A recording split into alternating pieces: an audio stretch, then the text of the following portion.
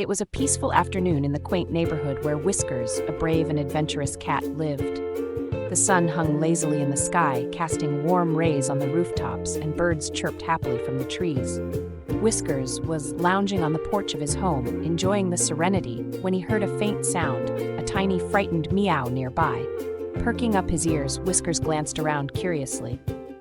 "That didn't sound like any cat I know," he thought. His whiskers twitched as he stood up, intrigued. Following the sound, Whiskers padded down the porch steps, his sharp eyes scanning the surroundings. The meow came again, louder but filled with desperation. After a few moments, Whiskers found the source. Huddled behind a tall shrub, trembling and wide-eyed, was a small kitten. Its fur was matted and it looked completely lost. Whiskers approached cautiously. "Hey there, are you okay?" he asked softly, trying not to frighten the kitten. The kitten looked up at him with tear-filled eyes. "I don't know where I am," the kitten whimpered.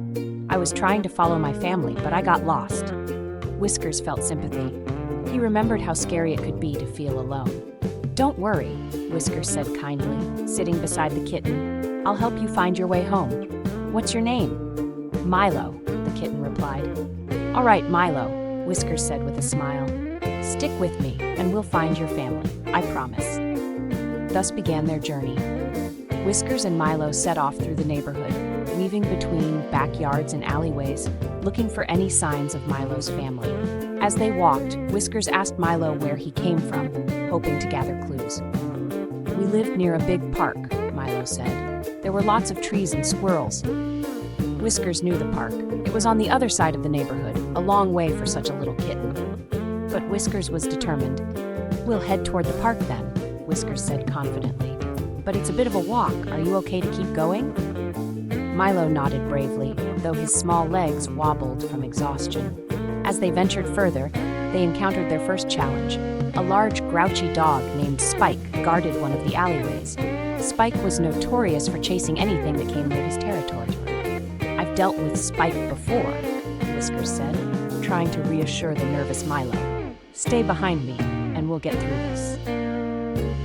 As they neared the alley, Spike appeared, his sharp eyes locked on them. He let out a low growl, his massive paws thudding against the ground as he moved toward them. Whiskers stood his ground, puffing out his fur to appear larger. "We don't want any trouble, Spike," he said calmly but firmly. Spike growled again but didn't advance.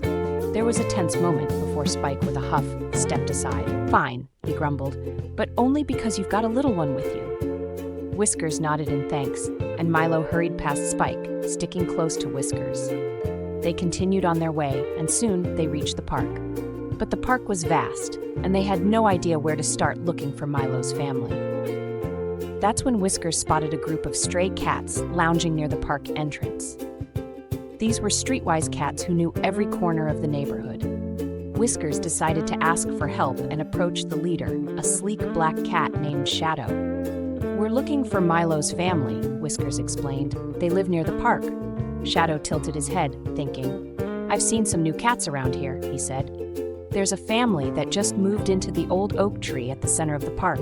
They've got a kitten that looks like him." Milo's eyes lit up with hope. "That's my family," he cried, bouncing on his paws.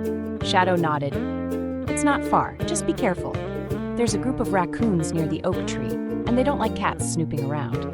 Whiskers thanked Shadow and led Milo toward the park center. The raccoons were indeed near the oak tree, rummaging through trash bins. Their beady eyes watched the approaching cats warily. "Stay close to me," Whiskers whispered to Milo, trying to avoid a confrontation. But one of the raccoons, larger than the rest, blocked their path, hissing menacingly. Whiskers knew they couldn't afford to turn back now, not when they were so close. He stood tall, his fur bristling. "We don't want any trouble," he said, but his voice carried a warning. The raccoons snarled, but, after a tense moment, stepped aside, deciding they weren't worth the fight. Finally, they reached the old oak tree. Milo's eyes filled with joy as he spotted his family, his mother and siblings, perched on one of the lower branches, their worried faces turning to relief when he saw him. "Milo!" his mother cried, leaping down to greet him. She nuzzled him affectionately, tears in her eyes. "I was so worried about you." "I'm sorry I got lost," Milo said, pressing against his mother's fur. but Whiskers helped me find my way back. Milo's mother looked up at Whiskers with gratitude. "Thank you," she said softly. "I don't know what we would have done without you." Whiskers smiled, feeling a warmth in his chest. "It was my pleasure," he replied. "Milo's a brave little kitten." With Milo safely reunited with his family, Whiskers began to head back home. The sun was beginning to set, casting a golden glow over the park as he walked. Though the day had been long and filled with challenges, Whiskers felt proud of what he had accomplished. Not only had he helped a lost kitten find his way home, but he had also made a new friend in the process.